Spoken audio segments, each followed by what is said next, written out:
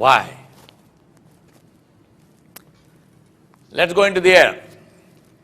A bird called the bar-tailed godwit has the longest non-stop flight, migratory flight of 11,500 kilometers. It flies from Alaska to New Zealand non-stop. Now, what does that mean?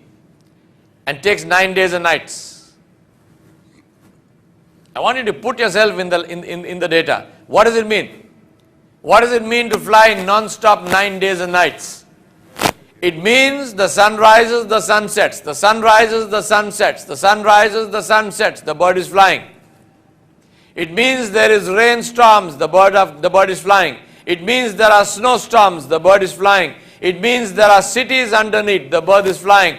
It means there are oceans underneath, the bird is flying. It means there are deserts and forests underneath, the bird is flying. It means there is no food, no water. It doesn't eat, it doesn't drink, it doesn't sleep for 9 days and 9 nights. They have discovered that the brain of the bird, of this bar-tailed godwit, half the brain sleeps and half the brain is awake, and after a few hours this half sleeps and this half is awake. They have no idea how. And remember, this is a small bird. This is not an albatross coasting on 14-foot wingspans.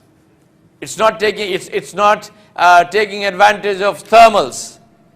It's beating its wings for 11,500 kilometers. Ajib, eh?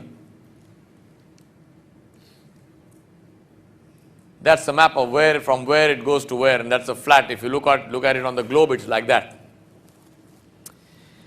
We'll go to another bird. Bar-headed goose. Bar-headed geese take off from Alaska. They go straight up. They hit the jet stream current at 33,000 feet, and they go. And they fly in the jet stream current for the same reason that your intercontinental airliners fly in the jet stream current, to take advantage of the force of the wind, the fast flowing wind that circles the earth. Who taught the bar-headed geese that there is the jet stream current? What about the jet stream current? You know what about the jet stream current? The temperature in the jet stream is minus 59 degrees Celsius. Take the same bar-headed goose, say Bismillahi Allahu Akbar, and put it in your freezer at minus 6, it freezes. The same bird flies at minus 59 degrees Celsius. The amount of oxygen at that height is almost non-existent. And you know what they found? They say that bar-headed geese actually breathe more efficiently in low oxygen atmospheres. What are they saying? They are saying the bird breathes better when there is no air. Ajib, eh? What's the question to ask? Why? Why? If you were the creator of birds, where would you put their food? If you were the creator of fish, where would you put their food? Allah subhanahu wa ta'ala put the food of birds, not aquatic birds. Birds which are not water birds, He put their food inside the water. And Allah subhanahu wa ta'ala put the food of fish in the air. The archer fish shoots down insects from trees and eats them. The kingfisher catches fish, and the kingfisher cannot swim.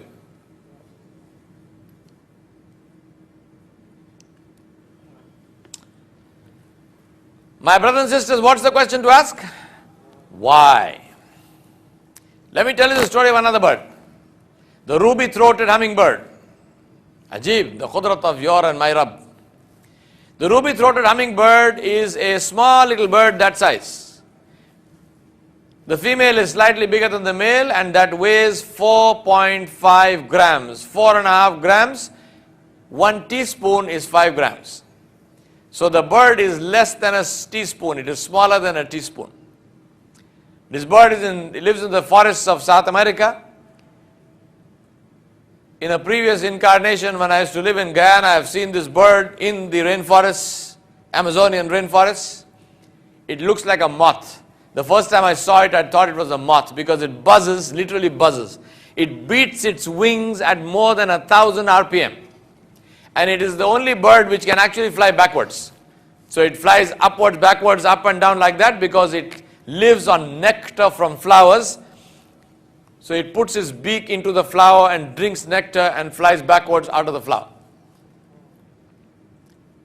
Now, this bird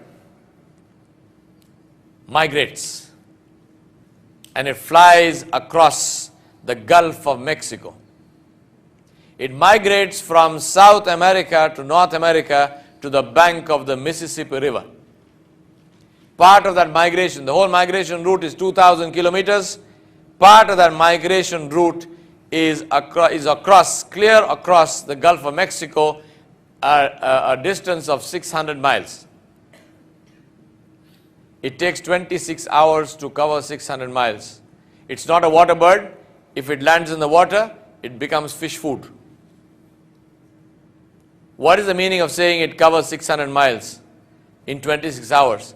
It means the sun has risen. This little bird that size is flying across the open ocean.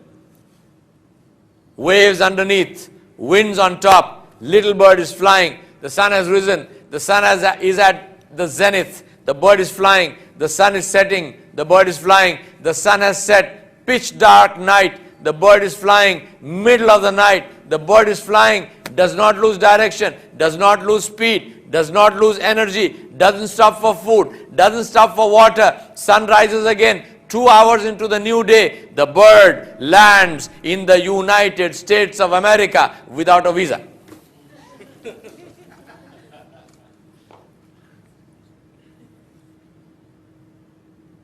Little bird that size, think about that. Pitch dark night, this bird is flying. Who shows it direction? Who ensures that this bird continues to fly? Who ensures that its bird is held up in the air? Who ensures the bird is supported in its flight? Butterflies, purple crow butterflies in Taiwan in the winter, they migrate 400 kilometers. A butterfly flies 400 kilometers. How many of them? They measured them. 11,500 butterflies per minute cross the highway. This is Allah subhanahu wa ta'ala, who is Razzaqu dhul quwwatil mateen. He cannot give food to that little bird in South America in the middle of the rainforest.